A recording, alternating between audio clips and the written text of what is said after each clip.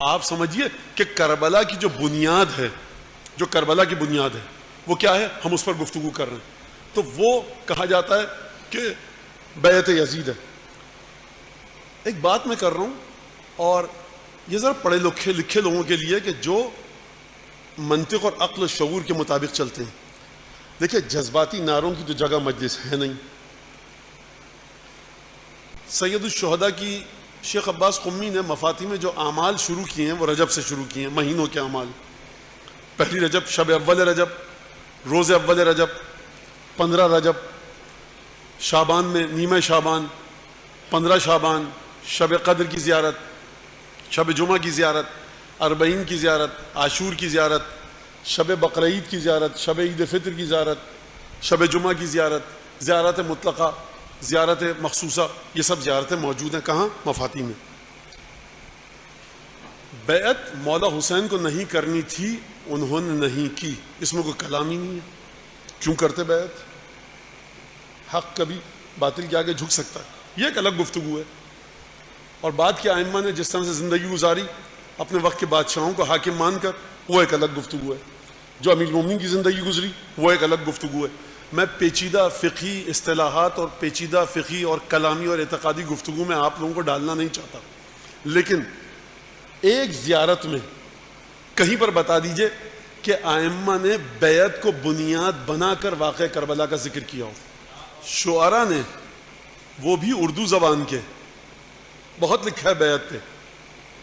عربی زبان کے شعراء کے یہاں اس طرح سے بیعت کا ذکر نہیں ملتا جس طرح سے آپ کے نوحہ اور مرثیوں میں ملتا ہے۔ خوب توجہ کیجئے، دیکھیے، یہ بات ایسی نہیں ہے کہ آپ 15-20 منٹ میں سمجھ جائیں۔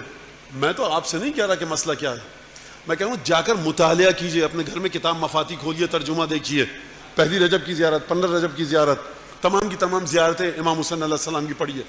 4 یا 5 موضوعات سے مولا حسین کی زیارتیں باہر نہیں جاتی ہیں۔ آپ کس کے بیٹے ہیں، کس کے نواسے ہیں، کس خاندان سے ہیں، خدا نے آپ کا ہم پر کیا حق رکھا ہے؟ آپ پر ظلم ہوا، آپ پر ظلم کرنے والے جہنمی ہیں، ملعون ہیں۔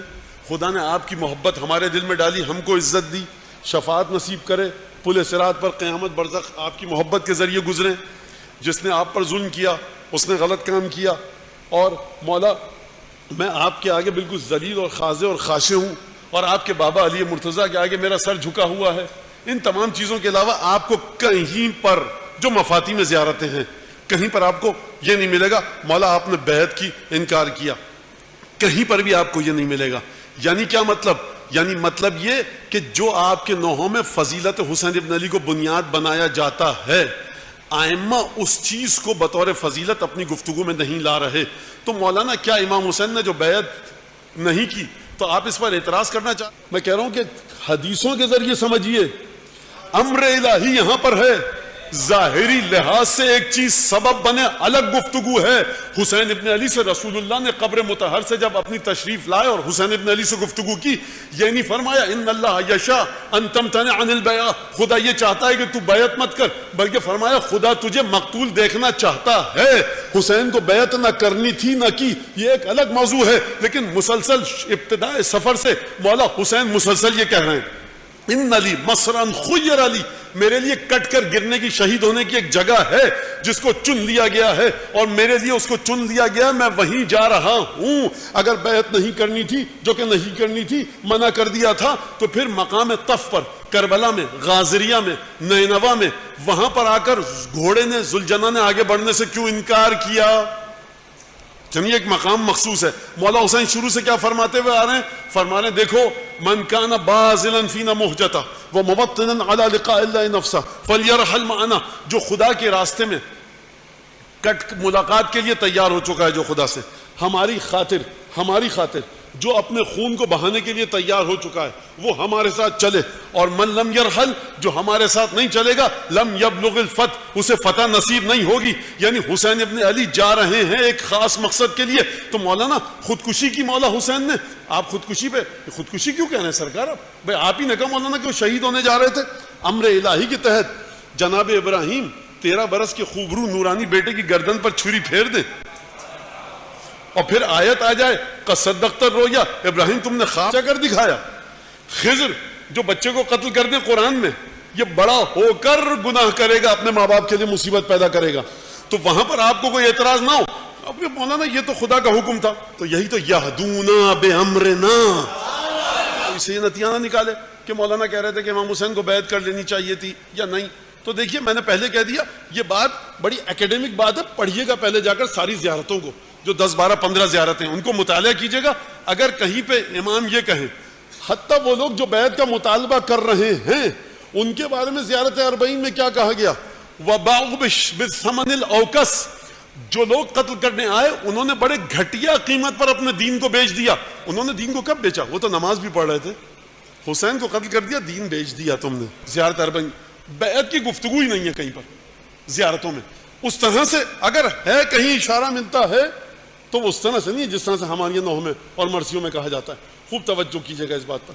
لہٰذا امر الہی کو سمجھیے کہ کربلا نام کس چیز کا ہے. 6 برس کے حسین, اصول کافی کتاب الحجت میں روایت موجود ہے کہ امام حسین, امام حسن جناب سیدہ امیر المومنین سے وعدہ لیا گیا, اور وقت اگر ہوا, بڑی طویل روایت ہے بحار الانوار کے اندر ام ایمن سے, جو جناب زینب نے پوچھا, اور خود ام ایمن جب ایک غذا تیار کر کے لائیں رسول خدا کو دی, رسول خدا نے تناول کی غذا, جناب سیدہ امام حسن امام حسین امیر المومنین نے وہ غذا تناول کی, اور پھر اس کے بعد ایک دفعہ رسول خدا نے آسمان کی طرف دیکھا, سجدے میں گر گئے, جب اٹھے تو گریہ کیا.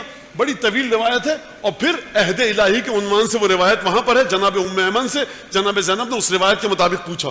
تو آپ جب تک کربلا کو امر الہی بنیاد نہیں بتائیں گے اور بنائیں گے, کربلا آپ کی سمجھ میں نہیں آئے گی.